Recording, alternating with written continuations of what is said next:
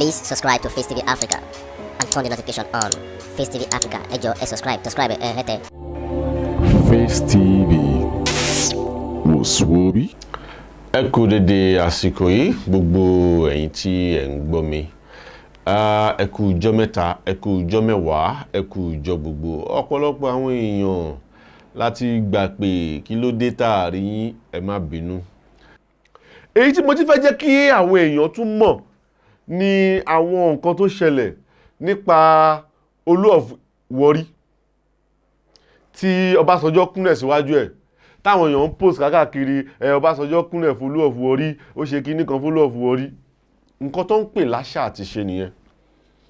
Ọ̀pọ̀lọpọ̀ lẹ ti believe pé torí pé ẹ kàwé ẹ lè sọ Yorùbá mọ́, torí ọ̀pọ̀lọpọ̀ èmi inú wa gan kò fẹ́ sọ Yorùbá ń ta ojú ń tì. Ẹ wo orí èèyàn tó bá ń ṣe bẹ́ẹ̀ kò ní làákàyè. Tó bá believe pé ibi tó bí ẹ sí èdè ẹ ò lè sọ síta, orí ẹni ẹ I'm sorry to say kò ní làákàyè. Torí ẹ ti gbé education, ẹ ti gbé papọ̀ mọ́ culture àti tradition àti language. Kò sẹ́ni tó lè gbédè lédè ní English now. So wá sọ fún mi torí pé Ọbásanjọ́ kúnlẹ̀ fún Olú of Warri, ìyẹn wá mí wípé àṣà nìyẹn, kò ń ṣe position, it's just 37 years old. Kò ń ṣe torí pé ó jẹ́ Olú of Warri, bí kò ṣe pé seat tó wà yẹn is too powerful. Bó ṣe máa ń ṣe nílẹ̀ Yorùbá nìyẹn, bó ṣe máa ń ṣe nílùú wọn nìyẹn. Kò sí bó ṣe lè rí, ẹ rí pé ní time kan náà nígbà tí Ọọ̀ni of Ifẹ̀ Ọba Adéyẹyẹ ní Ìtàn Ògúnwùsì tó jẹ, ẹ rí pé Ọbásanjọ́ ó dọ̀bálẹ̀ fún Ọọ̀ni of Ifẹ̀. Àṣà ni, ìṣe ni, ìyẹn ò túmọ̀ sí pé ó kàwé.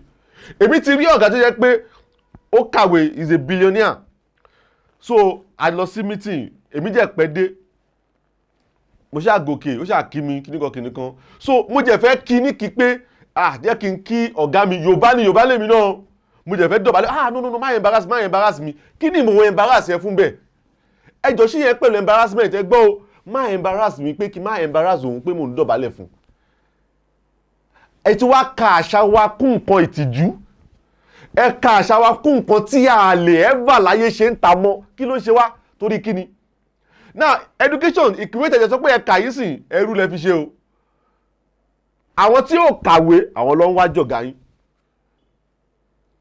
Torí wípé kò sí bẹ́ẹ̀ ṣe fẹ́ dé Kánò, kò sí bẹ́ẹ̀ ṣe dé Kaduna, tí wọn ò ní kọ́kọ́ sọ èdè wọn sí yín.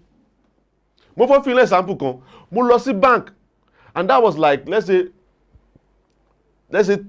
6 years or 7 years ago.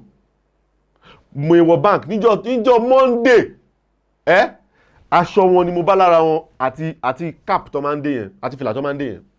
Àwọn obìnrin lo ìjáàbù wọn. Ẹjọ́ tó bá jẹ́ Èkó ni àbẹ́kìtì, wọ́n máa sáàkì wọn bọ́ta ni. Ẹjọ́ kí là ń ṣe léyìí fún? Àwọn ọ̀gá ìjẹ́ ló kọ́ sí gbogbo kíní tó ń ṣẹlẹ̀, gbogbo rubbish tó ń ṣẹlẹ̀ yìí. Kí ẹ jókòó níbi society kẹ máa sọ̀rọ̀, kí ẹ kọ́kọ́ sọ Yorùbá pé màámi níbo lẹ́wà, ọ máa bójú wo ni pé màámi lélẹ́yìn pé màámi. Wọ́n kà á kún local thing. Ẹjọ́ gba ara fẹ́ ṣe léyìí dà. Ìdí nìyẹn tí Olúṣẹ́gun Ọbásanjọ́ fi ń gbìyànjú láti make sure pé òun fi ìlànà rere lélẹ̀. So only good foundation ni. So ìwọ tó bá wà nílùú ẹ̀ as Olú of Warri ní Warri tó bìlí kò tóbi láti bow down fún throne yẹn, then o ti rí aṣíwájú kan tó ti jẹ aṣíwájú rí. Nǹkan tó ń fà nìyẹn tí Olúṣẹ́gun Ọbásanjọ́ fi ìlànà yẹn lẹ̀ fún wa pé ẹ jẹ́ ká tẹ̀lé àṣà. Táṣà yìí bá bàjẹ́, everything ti bàjẹ́.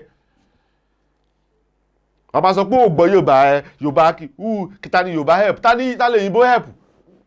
Ẹ jọ̀ọ́ ẹ sọ fún mi, Òyìnbó tẹ̀ ń sọ tí kò sí lọ síwájú fún yín lẹ̀ Yorùbá. Òyìnbó tẹ̀ ń sọ tó sí lọ síwájú kankan fún wa. Tí ẹ bá kọ́ ọmọ yín lédè yín, ṣé kí ni wàhálà tó wà ń bẹ̀? Ọmọ yín lè gbédè mẹ́ta papọ̀, ó lè gbédè mẹ́rin papọ̀, but accepted pé English is a general language. Àti accept, but àṣà yín yẹn, èdè yín yẹn, ẹ má jẹ́ kó parun.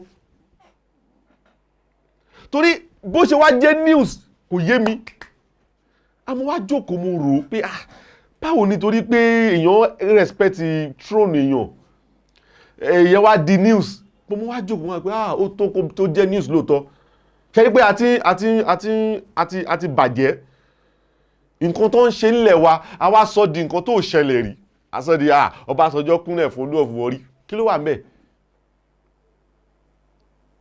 kí ló wà ń bẹ̀ torí ọ̀pọ̀lọpọ̀ èèyàn ọ̀pọ̀lọpọ̀ àwọn obìnrin jẹ ní wọ́n jẹ́ ń fọ́ọ̀mù ní o wọ́n ń fọ́ọ̀mù ní fọ́ọ̀mù lásán ni wọ́n ní èyí tó pé most of them wọ́n gan ẹ̀dẹ́kọ̀ sọ òyìnbó ọ̀hún ọ máa tàbọ̀ lọ ni ìwọ tó o bá ti gbọ́ èdè ẹ dáadáa tó yẹ pé èdè ìlú ẹ o ò gbọ́ dáadáa o ò lè sọ òyìnbó dáadáa take it or leave it ìwọ tó o bá ti lè gbọ́ èdè titi ẹ pé èdè mi rèé no ó máa difficult fún ẹ láti sọ English àwọn tó bá gbọ́ èdè lọ béèrè lọ́wọ́ wọn ẹ̀yin lọ wo interview àwọn bàbá yẹn bí Ọbáfẹ́mi Awólọ́wọ̀ àǹkó Amadu Bello Tafawa Balewa ẹ lọ wo bó ṣe construct English ẹ mọ̀ pé àwọn kan ti kàwé lọ sẹ́yìn ọ̀pọ̀lọpọ̀ èèyàn ló mọ̀ pé Wọlé Ṣóyínká gbọ́ nǹkan tó ń pè ní Yorùbá dànùdànù tó bá sọ èdè jáde tó bá sọ àwọn àkànlò èdè tó sọ àwọn Yorùbá jáde fún yín ẹ mọ̀ wípé Yorùbá yìí lọ súà àwọn celebrity kan náà wà tó máa ń tọ́ ń ṣe Yorùbá movie tó yẹ pé rádaràdà lòyìnbó tó máa ń sọ wọ́n wá gbé máìkì sí wọn lẹ́nu báwo ni kí ló ká máa ní I'm sorry I don't understand ẹ gbádùn most of àwọn tó ń ṣe Yorùbá movie yẹn nǹkan ṣe yín kí ló wà nínú pé Yomi Fashlanso wàá ṣoríire jàre kí ló máa ń ṣe wá àwọn Yorùbá movie most of àwọn ọkùnrin yẹn ló pọ̀ nù wọn wọ́n máa fọ́ọ̀mù wèrè wọ́n ò jẹ́ lè sọ Yorùbá wọ́n ò lè sọ English gidi wọ́n ò lè sọ English gidi jáde kí ló máa ń ṣe wá gan kí ni a rí gbà no ṣe rí àwọn kankan wà tó yẹ pé a ní láti máa bára wa sọ̀rọ̀ ṣe rí àwọn kankan wà tá a máa ní láti ṣe lórí program yìí a máa ṣe gbé nǹkan tá à ń pè láṣà a máa sọ lórí ètò yìí torí mi ò mọ̀ dí tó máa jọmọ Yorùbá tó máa bìlí pé díẹ̀ ń tiẹ̀ lójú kí ló máa ń ṣe wá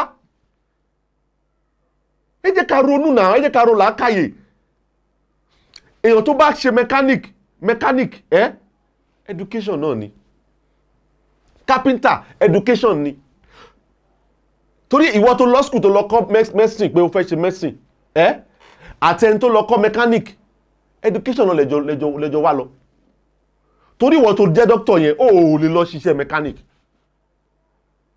òun náà máa sọ ẹnu á kọ́ ẹlẹ́kọ̀ọ́ tó bá dé ṣọ́ọ̀bù títí ẹ̀ náà bí wọn náà ṣe máa kọ́ lẹ́kọ̀ọ́ bí wọn náà bá wà lọ́sípítù àbí o fẹ́ wà ní tíátà so what's now your problem kí wá ní ẹ̀ ń pe ẹni mechanic illiterate fún tí èèyàn bá gbọ́ èdè èèyàn ò mean anything na mi ò gbé díẹ̀ ò mean anything kò mean anything ṣé àárín ẹni tó kàwé rárá tó lọ sílùú òyìnbó ni tó jẹ́ lọ ṣiṣẹ́ lọ́hùn àwọn òyìnbó ti mọ̀ wípé ó normal wọn ò ní pè illiterate as long as tó bá mọ nǹkan tó ń ṣe àwọn Indian àwọn China tó ń wá ìbá wa ń ṣiṣẹ́ ìwé mélòó lọ́kà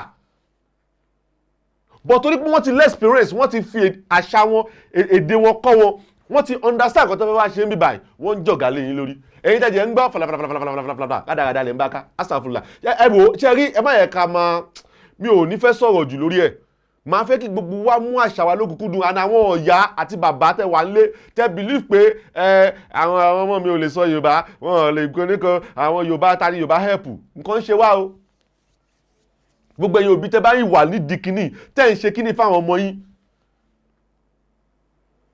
tẹ believe pé èdè yín ò wúlò fún yín ẹ ní tìjú o ẹ ní tìjú torí pé ẹ mọ̀ wípé èdè yẹn máa ti parun lórí yín nìyẹn ẹ jẹ́ kí àwọn ọmọ yín mọ̀ pé èdè mi lèdè mi èdè mi lélẹ́yìí èyí tá yá lórí èdè mi gangan ló kọ́kọ́ gbọ́dọ̀ kọ́kọ́ mọ̀ tó bá ti mọ̀ èdè mi wá mọ̀ English a ní ìjù báyìí lọ lórí ètò lẹ́ni orúkọ mi ò yípadà Ọmọọba Oyèyẹmí Lẹ́kùtì ó dàbọ̀. Please subscribe to Face TV Africa and turn the notification on. Face TV Africa ẹ jọ̀ọ́ ẹ subscribe hete. Face TV was Swoby.